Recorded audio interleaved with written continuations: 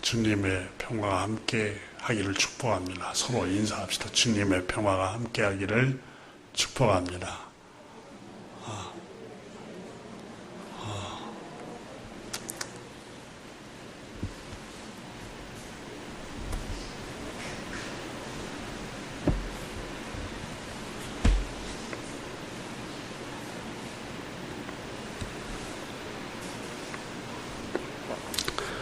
사회 심리학자들이 인간이 불행해지는 그 원인에 관해서 여러 가지 원인을 분석합니다마는 영국의 BBC 방송에서 다큐멘터리로 방송했던 걸 책으로 냈던 그 행복이라는 책에 보면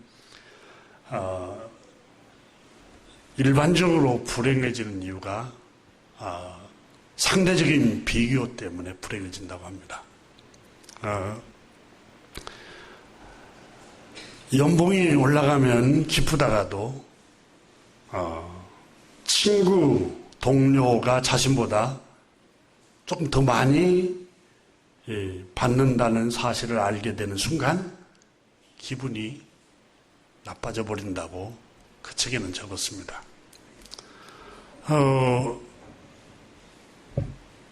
그래서 인간이 불행해지는 원인 중에 여러 가지 중에 하나가 자꾸 비교를 하면 불행해진다는 겁니다. 수많은 사람들이 심리학에서 말하는 관계 불안이라는 이 관계 불안이라고 부르는 증상으로 행복하게 살지 못한다는 겁니다. 자신의 형편을 다른 사람, 가까운 친구, 동료, 친척, 이웃들과 늘 비교를 함으로써 기쁨을 잃어버린다는 거예요. 기쁨을.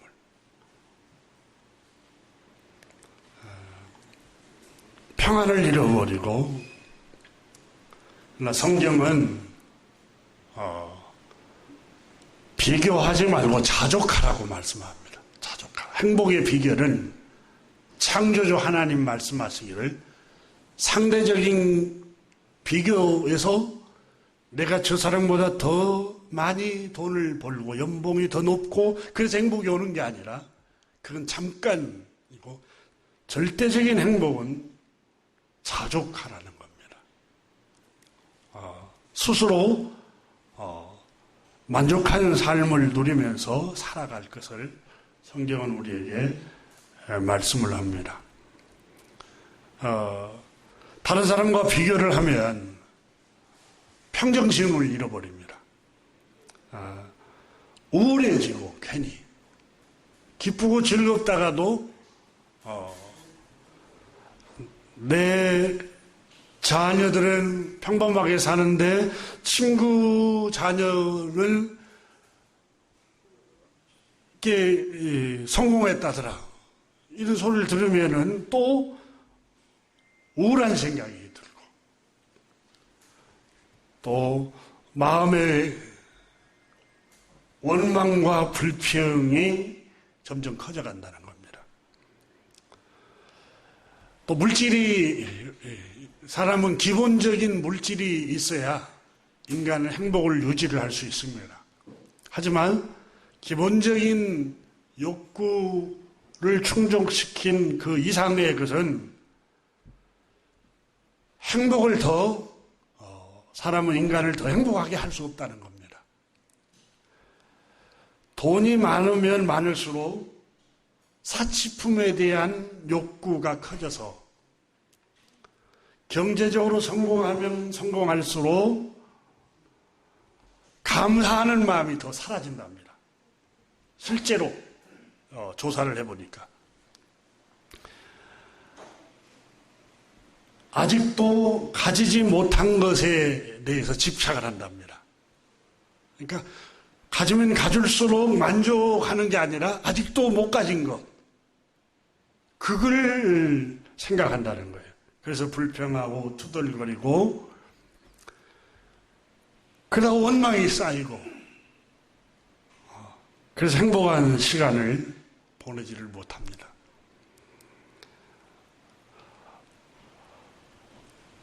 전도서 5장 10절의 지혜자 솔로몬은, 여러분 전도서를 읽어보면 세상의 가장 큰 부자였습니다. 정원도 이 지상에서 최고의 넓고 호화로운 정원을 솔로몬이 가졌습니다. 자기 집도 백향목으로, 하얀 소나무 원목으로 7년 이상을 공을 들여서 자기 집을 지었습니다. 수많은 노래하는 남녀들, 그리고 일꾼들, 직원들, 쉽게 말하면 수백, 수천 명의 직원들을 두고 있었지만, 그는 고백했습니다. 전도서 5장 10절에 은을 사랑하는 자는 은으로 만족하지 못하고, 풍요를 사랑하는 자는 그 소득으로 만족하지 아니하나니 이것이 헛되도다. 부자면 행복할 것 같다. 저 부자들의 차림새, 옷차림, 부자들의 타고 다니는 자동차, 사는 곳 행복할 것 같다. 절대 행복하지 않다는 겁니다. 이 BBC 방송에서 실제 조사를 해보니까 영국의 부자들이 얼마나 많습니까? 행복하지가 않다는 거예요.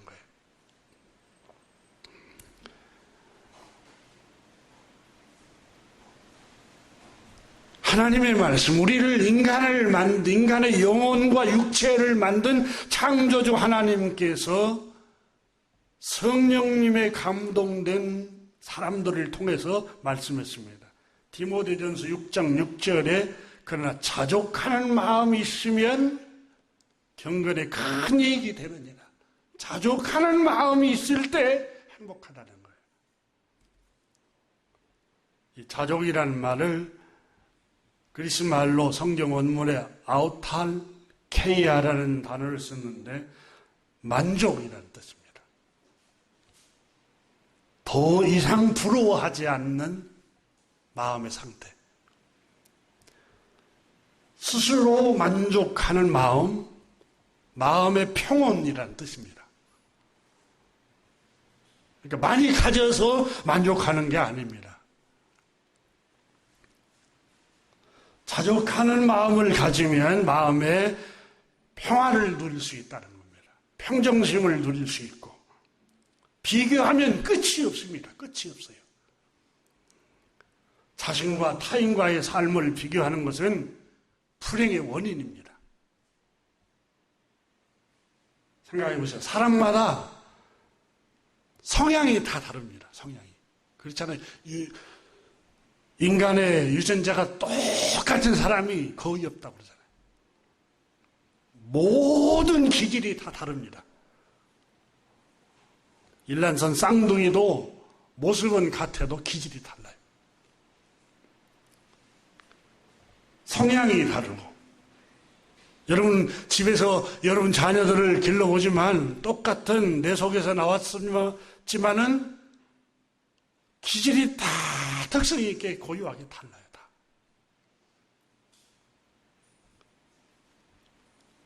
엄마 아빠가 같은데도 거기에서 태어난 아이도 기질이 다르고 성향이 다르는데 너는 왜 그애 같지 않니? 그게 정상입니다. 그애 같지 않는 게 정상이에요. 너는 왜 다른 집 아이처럼 그걸 못하니? 못하는 게 정상입니다. 그걸 갖게 하려고 하는 게 비정상입니다.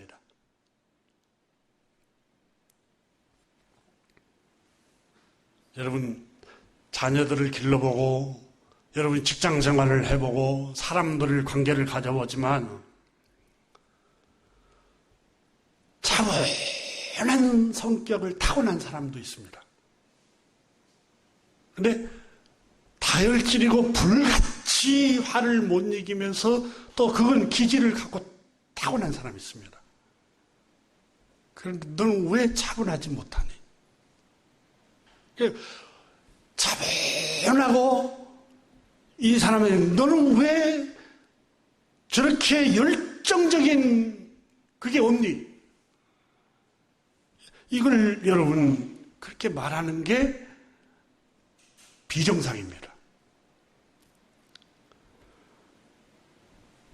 기질이 틀리고 타고난 재능이 틀립니다.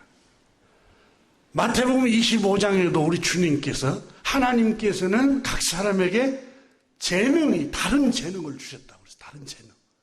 똑같은 재능이 아니라 각각 다른 재능이에요. 여보, 친구 남편은 그런데 왜 당신은 이 모양이야? 그게 정상이에요. 달라요.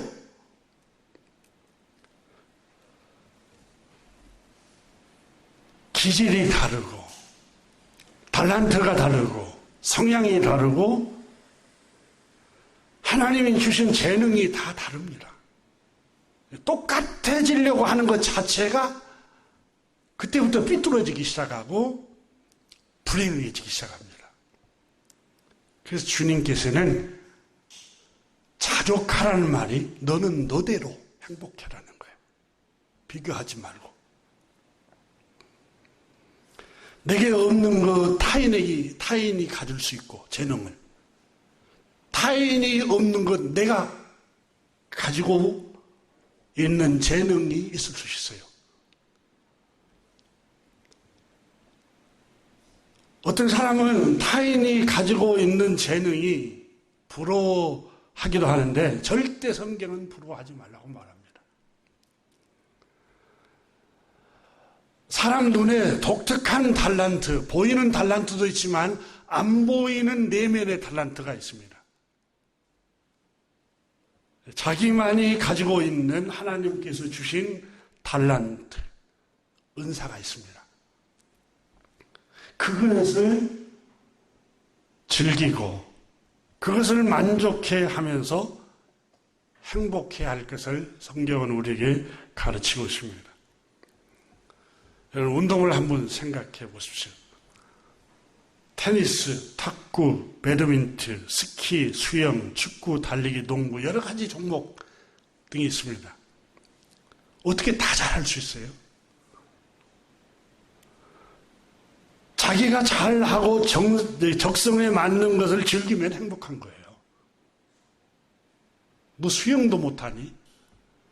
아니, 내가 그 분야에 재능이 없어요. 다른 운동을 좋아할 수 있어요. 모든 걸 비교를 하면 그때부터 불행해져요. 나는 걷기 잘하고 또 하루에 걷는 게 행복한 사람이 있어요. 또 그게 걷는 게 뭐가 행복해? 또 운동선수는 그렇지 않아요. 걷는 게 또 행복한 사람이 있어요. 그래서 우리는 하나님 우리에게 주신 달란트를 자족하라고 말씀하고 있어요. 어떤 사람은 운동에는 소질이 없는데 그림 그리기에 소질 있는 사람이 있어요. 어떤 사람은 사업이나 장사, 수완이 좋아서 장사를 잘하는 사람이 있어요.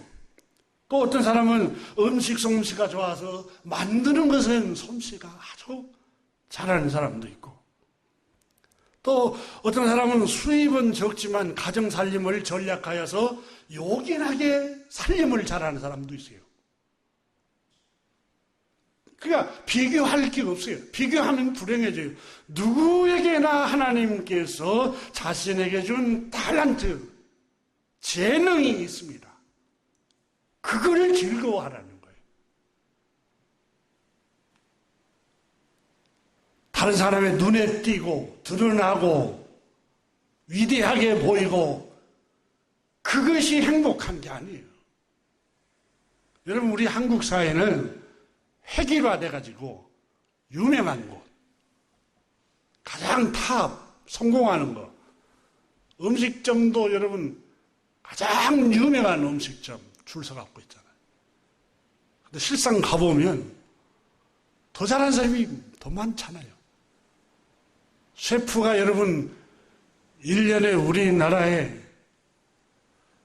대학에서 나오는 사람들이 얼마나 많아요. 근데 한 사람만 방송에서 이 사람처럼 되라고, 이 사람만 띄우고, 그 사람처럼 유명해지지 않으면 나는 불행하게 느껴지게 만들고, 이게 사단이 하는 얘기예요.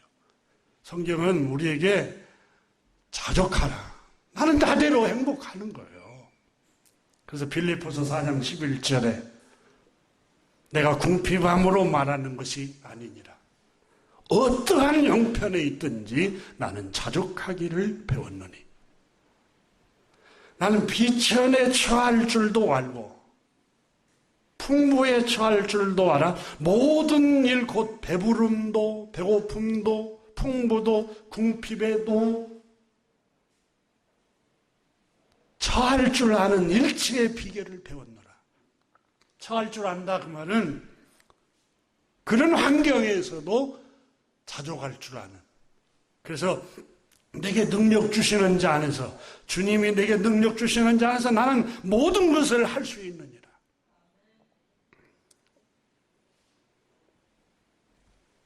비천하게 될 때 내가 눌리고 실패하고 굴욕감을 느껴도 그것을 이겨낼 수 있었고 극복할 수 있는 힘을 주님의 말씀으로부터 얻었습니다.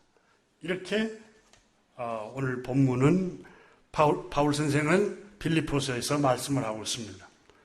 또 풍부에 처할 때 부요함이 나에게 물질적인 부요함이 있을 때 나는 우쭐거리거나 태만하지 않고 교만하지 않고 의롭게 생각하거나 자긍심을 갖고 다른 사람을 멸시하는 마음을 품지 않고 오히려 나는 평정심을 유지하며 겸손할 수 있었던 것은 내게 능력 주시는 주님의 말씀이 나를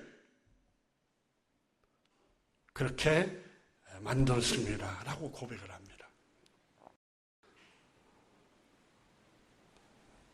주님의 말씀이 내가 궁핍하든지 열등하다고 부정적인 생각이 들 만큼 환경이 나에게 직면해 오든지 나는 그걸 다 극복할 수 있었습니다. 주님이 내게 능력을, 말씀의 능력으로 나를 그걸 치유하였습니다. 하고 바울 선생은 고백합니다.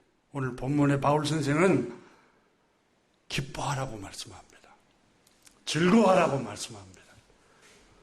우리가 지난 시간에도 같이 환난도 믿음으로 바라보면서 긍정적인 생각을 하고 즐거워할 것을 말씀했습니다.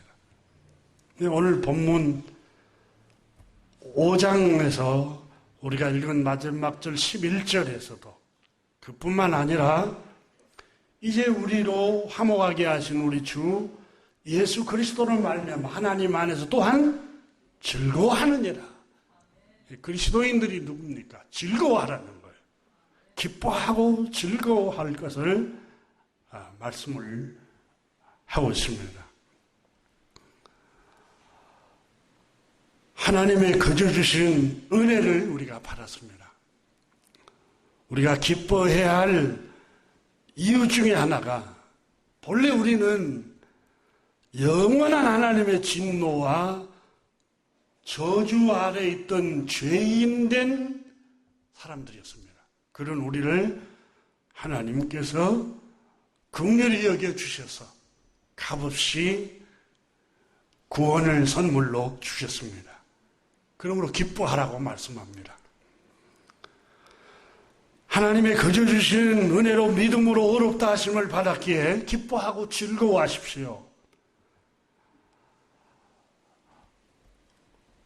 우리가 그리스도 밖에 있을 때는 죄 때문에 우울하고 죄 때문에 불안하고 죄 때문에 근심 속에 살았습니다. 영원한 저주와 심판의 두려움이 우리를 괴롭혔습니다. 그러나 우리 구주 예수 그리스도께서 속죄의 피를 흘리신 그 피로 우리는 죄의 용서함을 받았고 하나님의 자녀가 되는 값없는 선물을 받았습니다. 그러므로 우리는 하나님의 백성이 되었습니다. 그러므로 기뻐하고 즐거워하십시오 하고 오늘 본문에서 말씀을 하고 있습니다. 하나님께서 보내신 우리 구주 예수 그리스도께서 흘리신 그 피가 우리를 죄와 저주와 영원한 사망과 형벌에서 구원을 주셨습니다. 그래서 로마서 8장에 가서 1절 2절에 그러므로 이제 그리스도 예수 안에 있는 자에게는 결코 정죄함이 없나니 이는 그리스도 예수 안에 있는 생명의 성령의 법이 죄와 사망의 법에서 너를 해방하였습니다. 가나바다 현장에 잡힌 여인을 다 정죄했습니다. 더러운 여자라고 손가락질하며 돌로 치려고 했습니다. 예수 그리스도께서 오셔서 그의 죄를 다 덮어주셨습니다. 그리고 죄 없는 자가 이 여자에게 돌로 치라고 말씀했습니다. 주님은 모든 죄를 속량하시려고 세상에 오셨습니다. 그리고 십자가에서 그 피로 우리의 죄를 속량해 주셨습니다. 그래서 바울 선생은 로마서 8장에서 그러므로 이제 그리스도 예수 안에 있는 자들에게는 그리스도 예수를 구주로 믿는 자들에게는 결코 정죄함이 없나니 심판은 나에게 없네. 주의 피 내 죄 가리네. 예수님 날 위해 돌아가셨으니 심판은 나에게 없네. 저주는 나에게 없네. 주의 피 내 죄 가리네. 예수님 날 위해 피 흘리셨으니 저주는 나에게 없네. 그러므로 이제 그리스도 예수 안에 있는 자에게는 결코 정죄함이 없다고 바울 선생이 로마서 8장에 선언하고 있습니다. 그러므로 그리스도를 구주로 믿고 믿음으로 속죄함을 얻은 하나님의 백성들이여 기뻐하십시오.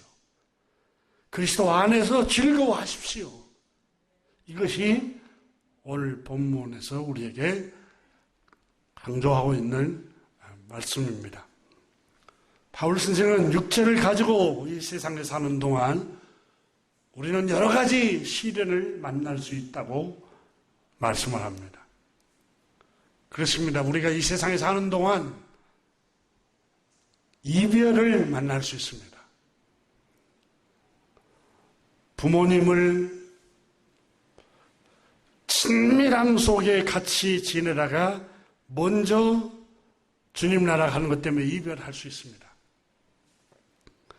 부부와 먼저 남편, 아내가 먼저 주님 나라 갈 수 있는 이별이 있을 수도 있습니다. 실패, 사업의 실패, 여러 가정의 우환을 만날 수 있습니다. 물질적인 궁핍, 인간관계의 아픔, 좌절, 고통, 슬픔, 환난을 만날 수 있습니다. 바울 선생은 그것 때문에 우울해하지 말고 근심해하지 말고 즐거워하라고 말씀합니다. 교우 여러분, 성경은 뒤에 것을 잊어버리라고 말씀합니다.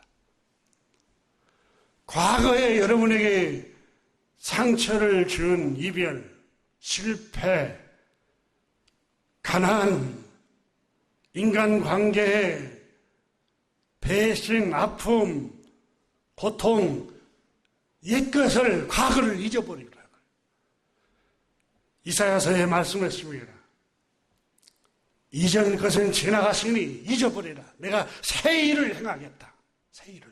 여러분, 과거를, 옛것을 잊어버려야 새 일을 하나님이 창조하십니다. 자꾸 과거에 매여 있으면 새로운 창조를 하나님이 하실 수가 없습니다. 예를 하나 드리겠습니다. 여러분, 첫사랑을 실패했다고 청년이 늘 그 첫사랑만 기억을 하고 사람을 안 만나요. 결혼을 못하죠. 그 과거를 잊어버려야 하나님이 새로운 사람을 만나게 하는 거예요. 새롭게 창조가 일어납니다. 과거를 옛날 여러분에게 입혔던 상처, 아픔,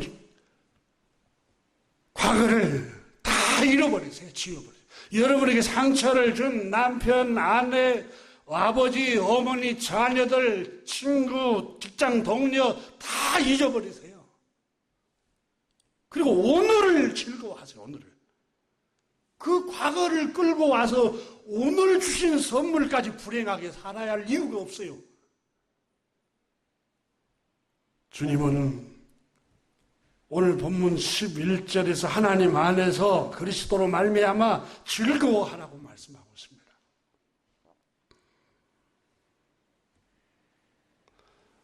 환난은 믿음으로 바라보면서 즐거워하라고 지난주에 함께 나눴는데 왜 그렇습니까? 인격을 다듬습니다. 우리를 온유하게 만듭니다. 여러분, 연세가 점점 들어갈수록 나이가 많으신 어른들이 온유해진 이유가 그겁니다. 많은 환난을 통해서 사람들에게 혈기 부릴 필요가 없겠구나. 더 원망할 필요가 없겠구나. 온유해진 이유가 온유하게 돼야 되니까 생이 너무 짧은데 격려할 시간도 모자라고 용기를 줄 시간도 없는데 그래서 환난은 늘 사람을 하나님의 성품으로 바꿔갑니다. 인내하는 사람으로 만듭니다. 젊었을 때는 잘 참지 못합니다. 자동차를 운전을 하고도 잘 참지를 못하고 자기 자녀를 기르면서도 그 화를 잘 못 참고 아이에게 상처를 입히는 경우가 얼마나 많아요. 그런데 많은 환난을 통해서 오래 참는 성품으로 하나님이 바꿔갑니다. 성경은 우리를 거룩한 성품으로 바꾼다. 환난은 오래 참게 할 뿐만 아니라 음란하고 더러운 삶을 버려서 성결한 삶으로 그 사람을 바꿉니다. 그래서 또한 교만한 사람을 겸손하게 만듭니다. 그래서 야고보서 1장 2절에 내 형제들아 너희가 여러 가지 시험을 만나거든 온전히 기쁘게 여기라. 왜냐하면 3절에 너희 믿음의 시련이 얼마나 놀라운 약속입니까? 이 여러 가지 시련은 시험은 믿음의 시련이라고 표현하고 있습니다.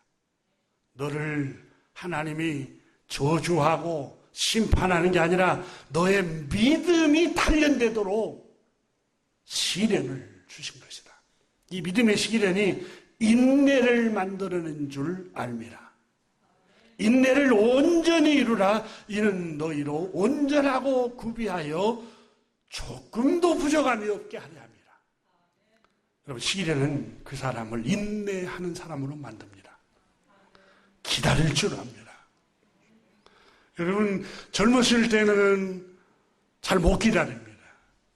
근데 여러 인생의 시련을 경험한 사람은 젊은이의 실수도 용납하면서 조금 더 세월이 지나면 깨닫겠지 하고 기다려줍니다. 그런데 환난이 경험이 없는 사람은 잘 못 기다려요. 무조건 자기 뜻대로만 하려고 하고.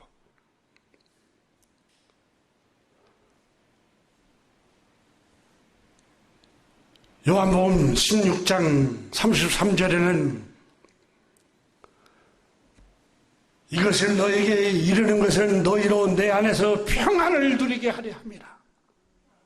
정말 가슴을 뜨겁게 하고 감동하는 말씀이 주님께서 이것을 너희에게 이름은 내 안에서 평안을 누리도록 하기 위해서 이 말을 너에게 전하노라. 교우 여러분, 평안을 누리도록 하는 말을 하세요. 여러분 남편에게, 여러분 아내에게, 여러분 자녀들에게, 직장 동료에게, 만나는 사람에게 평안을 누리도록 용기를 주는 말을 하세요. 세상에서 너희가 환난을 당하나 담대하라. 내가 세상을 이겼노라. 여기 이 세상은 유혹, 환난, 이별, 가난, 질병, 시련, 아픔, 고통 다 포함되어 있습니다. 이것을 주님이 어떻게 얘기했느냐? 너희가 세상에서 환난을 당하나 담대하라. 이 담대함이 이김의 비결이에요. 여러분 여호수아서 1장에 하나님께서 여호수아에게 지도자 모세를 하나님이 데려가 버리니까 30일 동안 슬픔에서 헤어나지를 못합니다. 그때 하나님께서 여호수아에게 말씀을 합니다. 여호수아야, 그만 슬퍼해라. 그만 주저앉지 말고 일어나라. 근데 모세를 잃어버렸을 때 얼마나 슬퍼하는 세월을 지냈는가 하면 30일 동안 슬퍼했다. 그때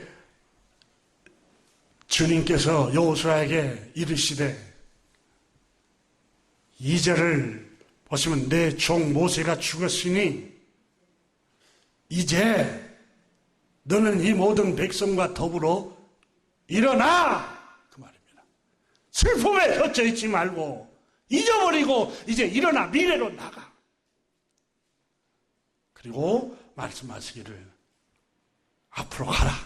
이 요단을 건너 내가 그들 곧 이스라엘 자손에게 주는 그 땅으로, 약속의 땅으로 가라. 전진하라는 거예요. 모세가 죽은 것 때문에 슬픔에 젖어 있어서 슬퍼하지 말고 여러분 여호수아 바로 앞장 신명기 34장 8절에 보면은 이스라엘 자손이 모압 평지에서 모세를 위하여 애곡하는 기간이 끝나도록 모세를 위하여 30일을 애곡하니라. 한 달 동안 슬픔에서 헤어나지를 못하니까 내 종 모세가 죽었으니 이제 그만 일어나라. 그리고 앞으로 나가라고 말씀합니다. 여러분 찬송가에도 그러잖아요. 여수와 봄바다 앞으로 가세. 여러분 과거에 매 있으면 점점 불행해져요. 다 잊어버려야 돼요. 그리고 기뻐하면서 활기차게 미래로 가야 됩니다. 보세요. 3절 보세요. 내가 모세에게 말한 바와 같이 너희 발바닥으로 밟은 곳은 모두 내가 너에게 주었노니. 이미 너에게 주었다. 5절에 내 평생에 너를 등이 대적할 자가 없으리니 내가 모세와 함께 있던 것 같이 너와 함께 있을 것이라. 여러분 오해하지 마세요. 여호수아를 대적할 사람이 없다. 그 말은 여호수아가 전쟁터에 가서 많이 전쟁을 했는데 왜 여호수아를 대적할 자가 없었을까요? 전쟁에서 많이 싸움을 했는데 여기 대적할 자가 없다는 말은 이길 자가 없다 그 말이에요. 왜냐하면 모세와 함께 있던 것 같이 내가 너와 함께 있을 것이라 이렇게 말씀합니다. 그러면서 내가 너와 함께 있을 테니까 강하고 담대하라 6절에 말씀합니다. 강하고 담대하라는 거예요. 여러분 여러 가지 시험을 만날 때 초조하고 두려워하고 안절부절하지 말고 괜찮아. 이 모든 것이 협력하여 결국은 하나님의 선한 뜻을 가지고 올 거야. 반드시 나는 이해할 수 없어 지금. 당시에는 하나님의 징계, 환난이 슬퍼 보일 수 있어요. 하지만 반드시 환난은 하나님의 섭리가 숨겨져 있을 거야. 그래서 주님께서 강하고 담대하라.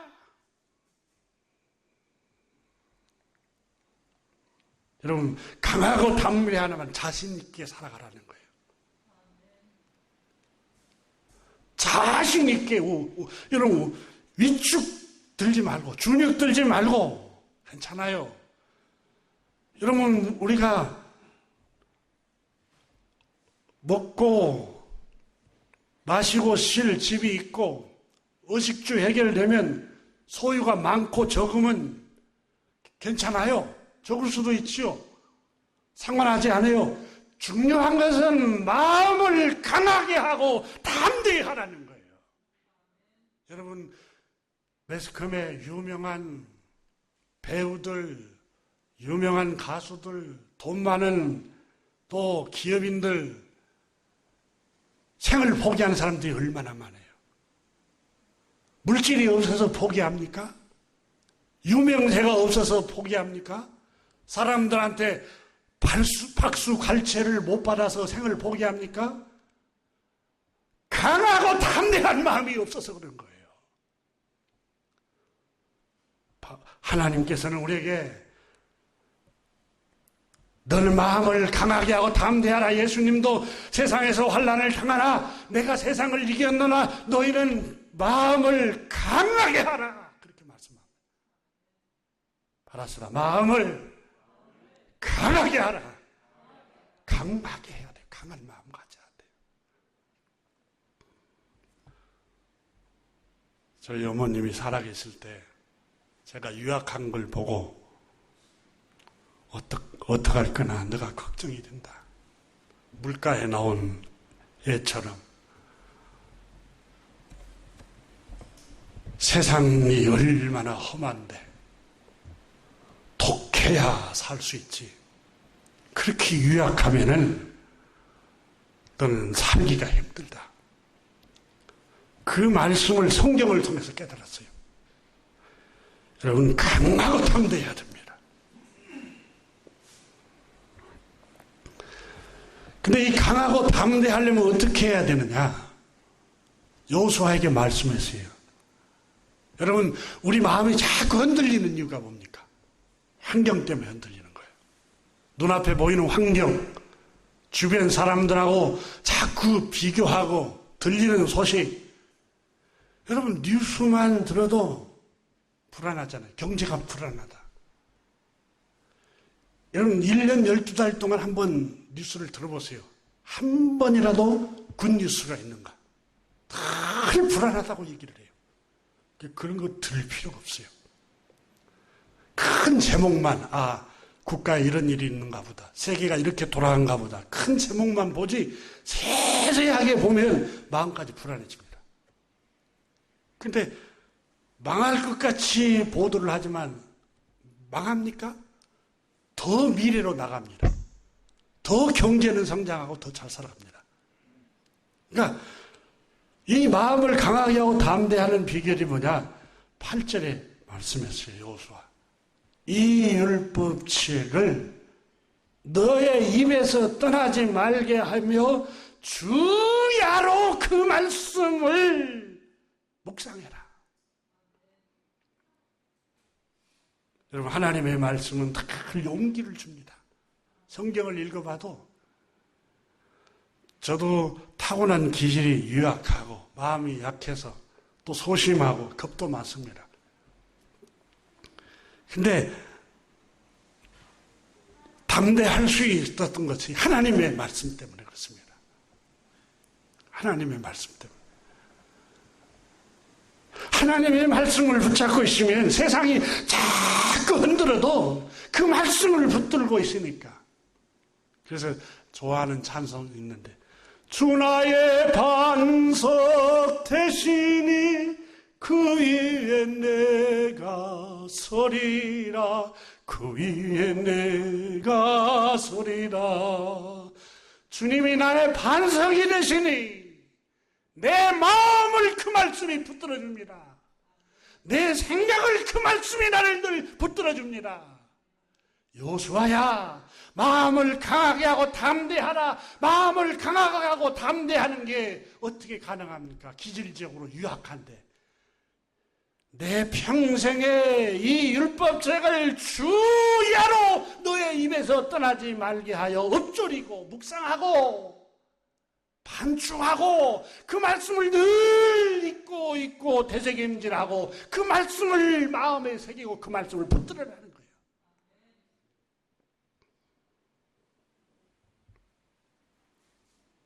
여러분, 다윗이 전쟁터에서 사울왕에게 쫓기는 생을 살잖아요. 그런데 시편 18편에 여호와는 나의 반석이시요, 나의 산성이시요, 나의 요새시요, 나의 피할 바위시요. 계속 하나님의 말씀이 반석이 되어 주었고, 하나님의 말씀이 산성이 되어 주었고, 하나님의 말씀이 피할 바위가 되어 주었고, 하나님의 말씀이 나를 붙들어 줬다는 거예요.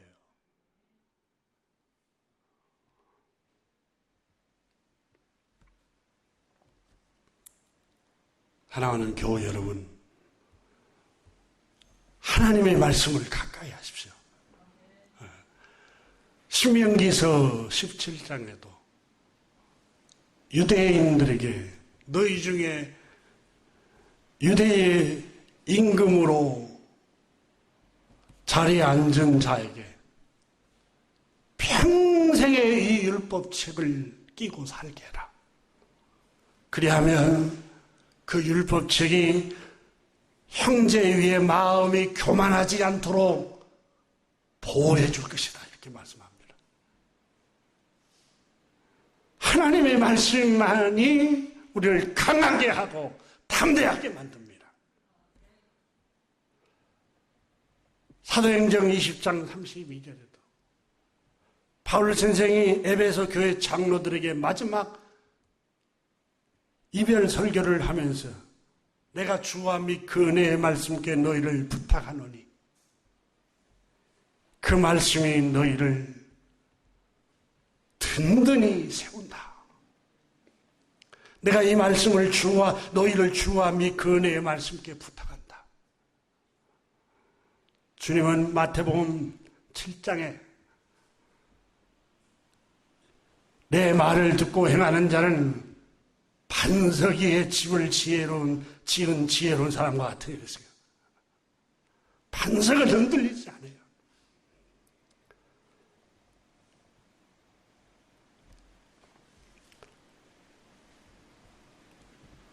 오늘 하나님께서 우리에게 주신 놀라운 사랑을 여러분 아십니까? 라고 묻습니다. 바울 선생은. 그것은 하나님의 사랑이 우리 마음속에 부어주셨습니다. 성령님을 통해서. 어떻게 부어줬습니까? 예를 하나 들었습니다. 다시 오늘 본문 말씀을 한번 보십시오.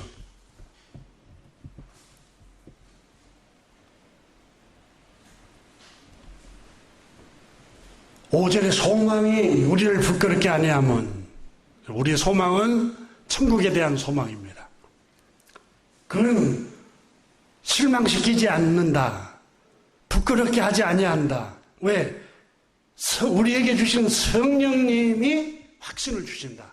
무슨 확신을 주시느냐? 하나님이 우리를 사랑하신다는 그 사랑을 확신을 주시는데 마음속에 물 붓듯이 부어주셨다. 하나님의 사랑을 마음속에 물 붓듯이 부어주신 사랑이 뭐냐?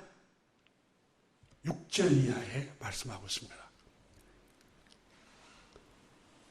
바로 우리가 아직 연약할 때 기약대로 그리스도께서 경건하지 아니한 자를 위하여 죽으셨도다. 이게 무슨 말씀인고 하고 7절에 이렇게 말합니다.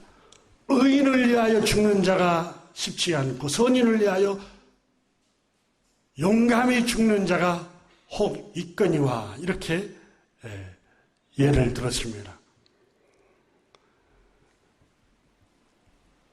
무슨 얘기인가 하면 여러분 다윗이 사울 왕에게 쫓길 때 다윗을 보호해 주는 사람들이 있었습니다. 요압 장군을 통해서 요압 장군 동생들이 용맹한 용사였습니다. 다윗은 하나님의 사람이요 선한 의지를 갖고 있는 선한 사람이라는 것 때문에 이스라엘 온 백성이 흠모했습니다. 그래서 사울 장수, 사울을 섬겼던 장군과 싸웁니다. 요압 장군이. 근데 다윗을 위해서 요압 장군 동생 아사엘이라는 사람이 사슴보다 더 빨랐다. 성경에 기록할 정도로. 이 아사엘이 다윗을 위해서 전쟁터에 나가서 목숨을 버립니다. 사울 왕처럼 악심 들리고 악한 사람을 위해서가 아니라 선한 의지를 갖고 있는 다윗을 위해서 충성을 하면서 목숨을 버렸습니다. 근데 오늘 성경에 의인을 위하여 죽는 자가 쉽지 않고 그 말은 선한 의지를 갖고 있고 의로운 사람을 위해서라도 자기 목숨을 내놓을 사람이 쉽게 누가 있겠느냐. 근데 그 아사엘이라는 사람은 자기 목숨을 내놨죠. 그런데 그게 거의 가뭄에 콩나듯이 어떤 그런 일이 있었죠. 그러니까 의로운 사람을 위해서도 자기 목숨을 내주면서 죽는 사람이 거의 없다. 쉽지 않다고 말하면 거의 없다. 그런데 선을 위하여 용감히 죽는 자가 혹 있다. 그 말은 가뭄에 콩나듯이 선한 의지를 갖고 있는 사람을 위해서 간혹 죽는 사람도 있을 수 있다. 하지만 그 다음 절을 한번 보십시오. 누가 죄인을 위해서 죽을 사람이 있겠느냐? 저 더러운 놈, 용서하세요. 더러운 사람, 심판받을 사람, 저주받아야 할 사람, 강도 같은 놈, 사기꾼, 폭력배, 살인자. 여러분, 이런 사람들은 누구나 다 이구동성으로 저놈은 죽어야 돼. 사형을 집행시켜야 돼. 이렇게 죄인된 사람을 위하여 누가 죄인된 사람을 위하여 내가 저 사람을 대신해서 죽을 거야. 그런 사람이 이 세상에 누가 있겠느냐 그 말이에요. 근데 6절에 우리 모든 사람이 죄인으로 있을 때 연약해. 의지가 약하여 죄인으로 있을 때에 하나님의 아들 그리스도께서 악인들, 죄인들을 위하여 죽으셨으니 죄인들의 죄를 속량하시기 위하여 십자가에서 피 흘려 죽으셨으니 이것이 하나님의 사랑이 아니고 무엇이느냐. 이 세상에 의인을 위하여 죽는 사람은 간혹 있지만 죄인들을 위해서 죽으려고 나서는 사람이 누가 있겠느냐? 없다고 말이에요. 그러나 하나님의 아들 우리 주 예수 그리스도께서는 죄인을 위해서 오셔서 그 죄인의 죄를 속량하고 그 죄값을 다 덮어주기 위해서 세상에 오셨다. 그리고 십자가에서 피 흘리시고 죽임을 당하시고 우리의 죄를 그 피로 속량하셨다. 이것이 하나님께서 우리에 대한 자기의 사랑, 우리 마음에 물붓듯이 부어주신 하나님의 사랑이 아니고 무엇이느냐, 그 얘기를 하고 있는 겁니다. 그러면서 10절, 곧 우리가 원수 되었을 때, 죄인으로 있을 때가 원수 됐었죠. 하나님과 그의 아들의 죽으심으로 말미암아 죄인된 원수 같은 우리가 하나님과 화목하게, 하나님이 우리 죄를 용서해 주셨다. 화목하게 됐다는 말은 하나님이 원수 같은 우리를 용서해 주셨다. 그러므로 주 예수 그리스도께서 십자가에 피 흘리시고 부활하심으로 말미암아 우리가 저주받은 죄인들, 우리 형벌받을 죄인들이 용서받고 구원을 받았다. 이게 하나님이 사랑이 우리 마음에 부은 바 됩니다. 그러니 우리는 예수 그리스도로 말미암아 죄인된 우리가 구원을 받았으니 이 어찌 하나님의 사랑이 우리가 의심할 수가 있겠느냐. 그러면서 그러므로 우리는 하나님 안에서 즐거워하며 살 수 있습니다 하고 11절에서 말씀을 하고 있습니다. 교우 여러분, 하나님이 나를 사랑한다는 그 확신과 믿음이 있을 때 세상을 이깁니다. 여러분, 예수님이 세상을 왜 어떻게 이긴 줄 아십니까? 믿음이 있었습니다. 요한복음 17장을 읽어보면, 17장을 한번 열어보세요. 보시면 예수님이 어떻게 늘 귀신 들렸다, 바알세불 들렸다, 못 배운 자다, 목수의 아들이다, 나사렛 출신이다, 낭떠러지로 밀어버리려고 하고 다 무시당하고 멸시당하고 천대받고 조롱당하고, 여러분 이웃이나 친척이나 형제들이 여러분 무시하는 말 할 때 어떤 생각이 들어요? 근데 늘 바알세불 들렸다, 사이코다, 귀신 들렸다, 못 배운 자다, 이렇게 무시를 당함에도 불구하고 예수님이 어떻게 승리할 수 있었느냐?